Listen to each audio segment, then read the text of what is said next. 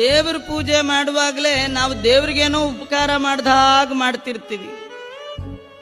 ಆದ್ರೆ ದೇವರ ಪೂಜೆ ದೇವರಿಗೆ ಉಪಕಾರ ಅಲ್ಲ. ನಿಮಗೆ ಕುಡಿಲಿಕ್ಕೆ ತೀರ್ಥ ಬೇಕು, ಅದಕ್ಕೆ ದೇವರಿಗೆ ಅಭಿಷೇಕ ಮಾಡಿ. ನಿಮಗೆ ಊಟ ಮಾಡ್ಲಿಕ್ಕೆ ದೇವರ ಪ್ರಸಾದ ಬೇಕು, ಅದಕ್ಕೆ ನೈವೇದ್ಯ ಮಾಡಿ.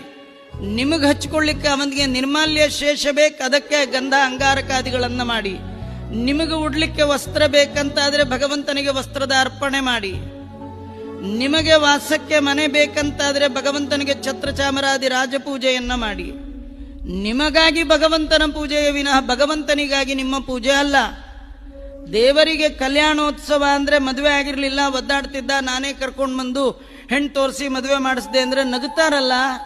ನಮ್ಮ ಕಲ್ಯಾಣಕ್ಕಾಗಿ ಭಗವಂತನ ಕಲ್ಯಾಣೋತ್ಸವ ಹೇಗೋ ಹಾಗೆ ಹನುಮಂತ ದೇವರು ಹಾರುವ ಮುನ್ನ ಭಗವಂತನ ಹರಿಯ ಹಿರಿಮೆಯನ್ನ ಅರಿತು ಹರಿಗೆ